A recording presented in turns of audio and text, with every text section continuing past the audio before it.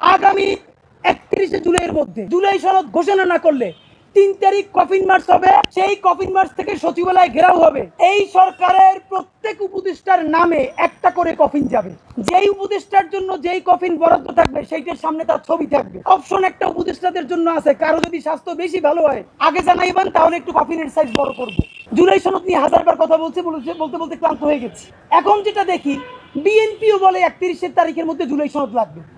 জামাত তাদের প্রোগ্রামের 7 দফার মধ্যে একটা দফাই রেখেছে, জুলাই সনদ লাগবে। এনসিপি তো 3 তারিখ নিজেরা ঘোষণাই করতে চায়।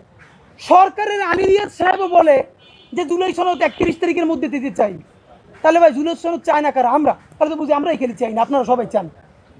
বিএনপি চায়, জামাত চায়, এনসিপি চায়, সরকার চায়। তাহলে জুলাই সনদটা আসতেছে না কেন? জুলাই চলে যাইতেছে, জুলাই সনদের কোনো খবর নাই। দেখেন, বিমান দুর্ঘটনা হবে, লঞ্চ দুর্ঘটনা হবে, রাষ্ট্র বাইচে থাকলে হাজারটা বিপদ ঘটতেই থাকবে।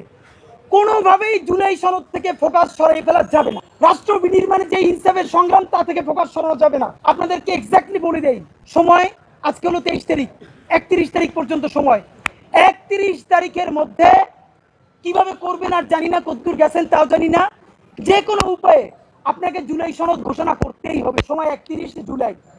ওই দিন ঘোষণা করলেও হবে না, মিনিমাম তার 2 দিন আগে এইটাকে খসড়া ওয়েবসাইটে প্রকাশ করতে হবে। যা ইচ্ছে তাই আবার একটা এই 71-এর বাকশালী সংবিধানের মতো ন্যারেটিভ আপনি আবার প্রকাশ করে দিবেন, সেটা হবে না। মিনিমাম 2 দিন আগে ওয়েবসাইটে প্রকাশ করতে হবে জনতারে দেখার জন্য। 31 জুলাইয়ের মধ্যে জুলাই সনদ ঘোষণা করতে হবে। যদি না পারেন তাহলে আগামী অগস্টের 3 তারিখ, আগে ঘোষণা করেছিলাম, আজকে আবার মনে করাই দেই, অগস্টের 3 তারিখ মানে 33 জুলাই শাহবাগ থেকে দুপুর 12টায় সচিবালয়ের সর্বাত্মক ঘেরাওয়ের উদ্দেশ্যে আমরা কফিন মার্চ ঘোষণা করেছি। শুধু আপনাদেরকে কফিন মার্চের একটা আইডিয়া বলি। এই কফিন মার্চে বাংলাদেশের অগণিত শহীদ পরিবারের বাবা মা থাকবেন, চোখ হারানো, হাত পা হারানো আমাদের অন্ধপঙ্গু জুলাই যোদ্ধারা থাকবেন, হাজারো ছাত্র জনতা অংশগ্রহণ করবেন। এই সরকারের প্রত্যেক উপদেষ্টার নামে একটা করে কফিন যাবে। যেই উপদেষ্টার জন্য যেই কফিন বরাদ্দ থাকবে সেইটার সামনে তার ছবি থাকবে। অপশন একটা উপদেষ্টাদের জন্য আছে, কারো যদি স্বাস্থ্য বেশি ভালো হয় আগে জানাইবেন, তাহলে একটু কফিনের সাইজ বড় করব। কিন্তু কফিনে আপনার ঢোকা লাগবে, এই প্রতীকী কফিনে। বিএনপি, জামাত ইসলামী, এনসিপি আপনারা এটা নিয়ে চাইলেও আপনারা পর্যাপ্ত প্রেসার তৈরি করতে পারেন নাই। এই রাজনৈতিক দায় আপনাদেরকে নিতে হবে, এবং এই 3টা রাজনৈতিক দলের সম্মানে তাদের জন্য একটা কফিন ওখানে থাকবে। কফিনটাতে জমি জমা বেচে যা লাগে কিনবো, কিন্তু কফিন থাকবেই। সুতরাং আগামী 31 জুলাইয়ের মধ্যে জুলাই সনদ ঘোষণা না করলে 3 তারিখ কফিন মার্চ হবে। সেই কফিন মার্চ থেকে সচিবালয় ঘেরাও হবে। জুলাই সনদ আদায় না কইরা সচিবালয় থেকে একজনও বেরোইতে পারবেন না। উপায় একটা, ওদিন যদি কেউ অফিসে না আসেন, এছাড়া আর কোনো উপায় নাই।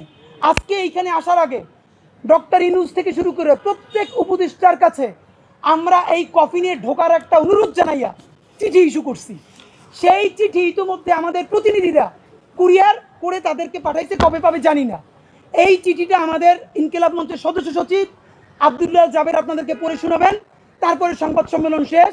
চিঠির ইস্যু হইল 31 জুলাইয়ের মধ্যে যদি জুলাই সনদ ঘোষণা না করেন, তাহলে 3 তারিখে আপনারা কফিনে ঢুকবেন, আপনারা আপনাদের পছন্দ মতো কফিন পছন্দ করতে পারবেন।